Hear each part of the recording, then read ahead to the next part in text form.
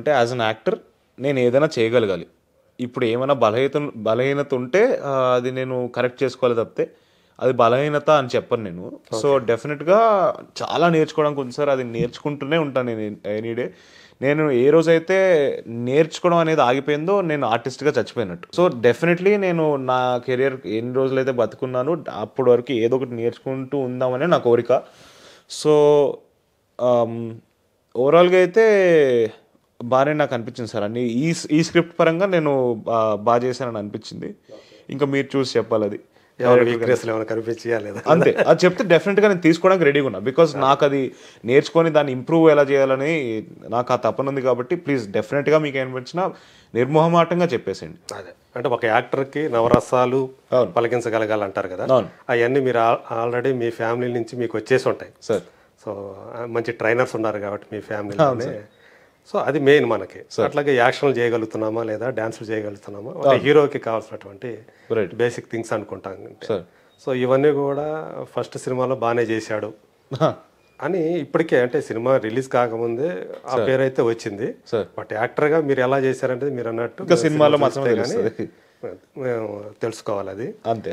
So ఇప్పుడు మీతో పాటు 3-4 రోజుల తేడాతోటి ఆకాష్ సినిమా కూడా వస్తుంది, సునీత గారి అమ్మాయి. Right right right. సో మీకు పరిచయమైన ఆకాష్ మీకు కొంచెం పరిచయాలు ఉన్నాయి సార్. అంటే మరీ ఎక్కువ క్లోజ్ ఏం కాదు, అప్పుడప్పుడు కలిసాం సార్. నాకు తెలిసి అయితే సుమ గారు సునీత గారు అయితే మంచి పరిచయం. అవును సార్, సన్నిహితులే. అవును. సో వాళ్ళిద్దరు పిల్లలు కూడా ఈరోజు హీరోలుగా ఇంట్రొడ్యూస్ అవుతూ ఉండటం. అవును.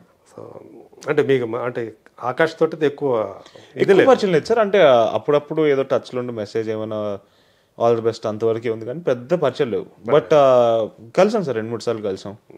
కాకపోతే ఇన్సిడెంట్ అంటే ఇద్దరు ఒకే టైంకి మ్యాచ్ అవుతుండటం మాత్రం అది ఒక వార్తలాగా అయ్యింది. సో అంటే సునీత గారు మీకు ఏమన్నా విషెస్ చెప్పడం కానీ అట్లాంటి జరిగినాయా? డెఫినెట్గా సార్. అప్పుడు ముందు ట్రైలర్ ఏదో లాంచ్ అయినప్పుడు అమ్మకి మెసేజ్ పెట్టారు, నచ్చిందని చెప్పారు. అండ్ ఆకాష్ కూడా ట్రైలర్ చాలా బాగుంది, నేను చూశాను. సర్కార్. అవును బాగుంది, చాలా న్యాచురల్గా ఒక అర్తి స్టోరీలా ఉంది. ఒక సోషల్ స్టిగ్మా మీద తీసిన సినిమా అని చెప్పి వాళ్ళు చెప్తున్నారు.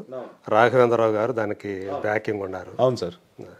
సో మీకు సంబంధించి అంటే ఈ బబుల్ గమ్ తర్వాత మీకు ఏదైతే వస్తుందో ఫీడ్బ్యాక్ అనుకోండి, ఇంకోటి అనుకోండి, దాని మీద డిపెండ్ అయ్యి నెక్స్ట్ ఫిల్మ్ చేద్దామన్న ఆలోచనతో ఉంటారా, లేకపోతే ఆల్రెడీ వేరే సెకండ్ మూవీ కూడా ప్లాన్ చేసేసుకున్నారా? వింటున్నా సార్ నేను ఇప్పుడు ప్రస్తుతానికి. అది చూడాలి ఎంతవరకు ఏది ముందరికి వెళ్తుంది అనేది. బట్ రిజల్ట్ బట్టి చేయడం అనేది నేను అది ఎప్పుడు అనుకోలేదు సార్. నా మెయిన్ మోటో నేను సినిమా చేస్తే అది మంచి కథ అయి ఉండాలి. ఓకే.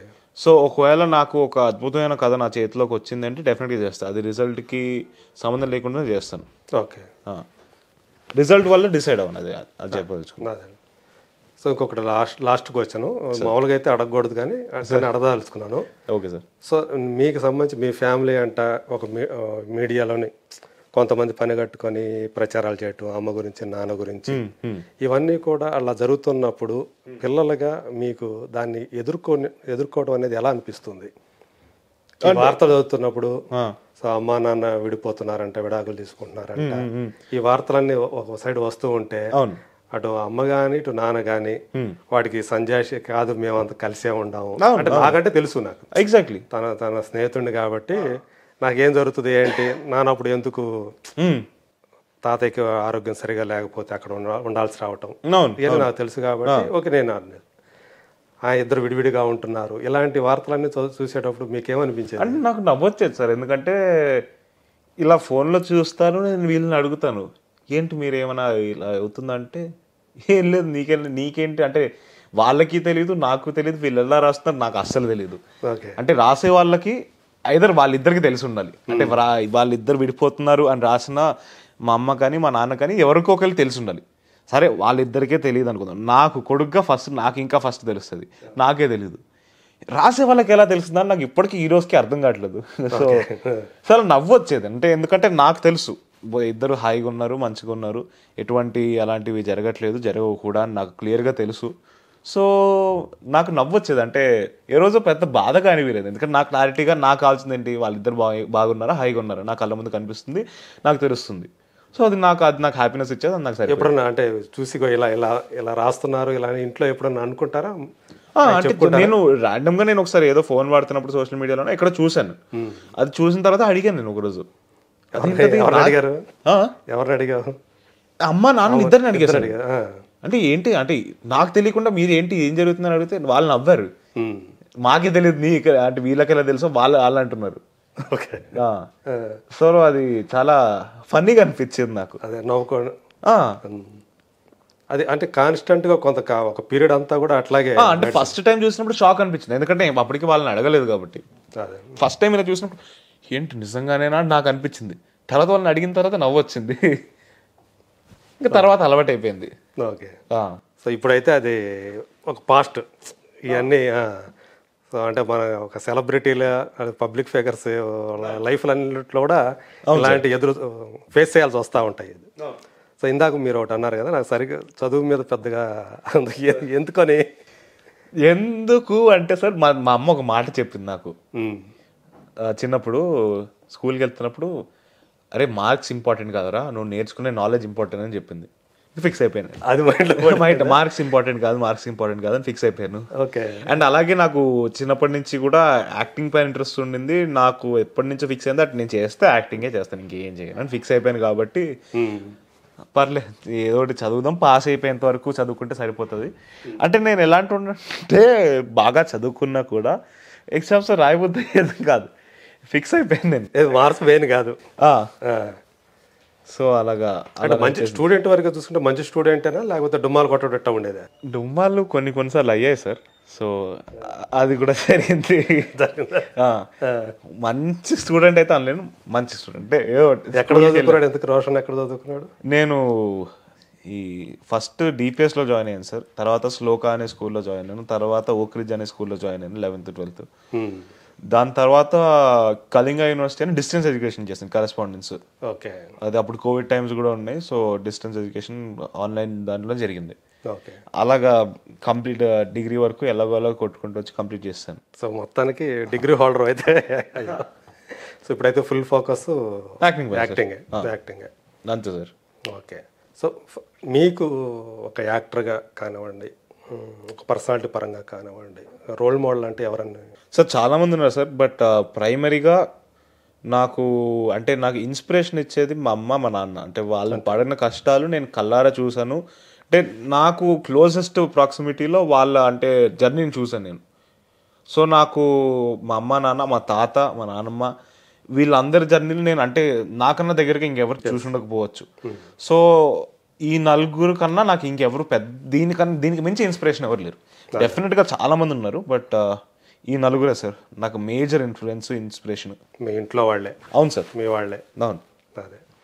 సో వాళ్ళ ప్రోత్సాహము ఆ సపోర్ట్ తోటే మీరు ముందుకు వెళ్ళాలని. అవును సార్. ఇంకా కావాల్సింది ఏముంది, ఇంకా అమ్మ నాన్నలు ఇద్దరు కూడా అదే ఫీల్డ్లో ఉండటము, అర్థం చేసుకునే వాళ్ళు ఉంటారు. సో అట్లా మీ కెరీర్ని బిల్డ్ చేసుకోవాలని చెప్పేసి ప్లాన్ చేసుకుంటున్నారు. అంతే సార్. ప్లానింగ్ అయితే ఉంది కదా, కెరీర్ ప్లానింగ్ అయితే ఉంది కదా. సో ఒకవేళ అంటే హీరోగా అంటే ఎవరికైనా హీరో కావటం, తర్వాత స్టార్ హీరో కావటం అనేది, సో ఈ ప్రాసెస్లో మీ నుంచి కూడా ఏమైనా ఒక ప్రొడక్షన్ హౌస్ ఏమైనా వచ్చే అవకాశం ఉందా? అట్లాంటిది ఏదైనా ఎప్పుడన్నా? నాకు డెఫినెట్గా ఇంట్రెస్ట్ ఉంది సార్. అంటే లైక్ అంత డబ్బులు సంపాదించిన తర్వాత ఆలోచన పెట్టుకుంటా, బట్ ఇప్పటివరకు అయితే అంత డబ్బులు నేను సంపాదించలేదు. బట్ నాకు ఇంట్రెస్ట్ ఉంది సార్, ఎందుకంటే నాకు ఒక ఆపర్చునిటీని క్రియేట్ చేయాలని ఉంది జనాలకు కానీ, వేరే బయట నుంచి వచ్చే వాళ్ళకి కానీ, చాలా మందికి. అంటే ఇప్పుడు నాకు మనిషి ఒక మాట చెప్పాడు, privilege is the umbrella that you keep others you don't have the privilege for అని. సో ఆ అంబ్రెల్లాని అలా పట్టుకొని తీసుకెళ్ళాలని ఉంది. సో ఆ డబ్బులు సంపాదించిన తర్వాత డెఫినెట్గా నాకు కూడా ఒక ప్రొడక్షన్ హౌస్ పెట్టాలన్న కోరిక ఉంది. ఓకే. సో అది ఎప్పుడవుతుందో తెలియదు, కానీ ఆ ఐడియా అయితే ఉంది సార్. ఈ సినిమా సంబంధించి మీరు అందుకున్నటువంటి ఫస్ట్ చెక్ చెప్పచ్చా మాకు? వచ్చింది అసలు అది లేకపోతే ఇంకా ఆ కోరికలు ఇంకా అందుకోలేదు సార్. నాకు ఫస్ట్ సినిమా అయితే వచ్చింది. సో ఆ మాటలు మాట్లాడకూడదు అనుకుంటా, చంపేస్తాను సార్. ఇది వదిలేసే. నిర్మలా కాన్వెంట్ అప్పుడు ఏమైనా ఇచ్చారా?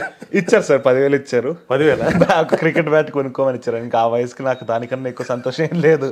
ఓకే. సో దానికన్నా అంటే అప్పుడు హ్యాపీగా అనిపించింది. అంతే కదా, ఫస్ట్ చెక్ తీసుకున్నాం యాక్టర్గా. ఓకే అనిపించింది.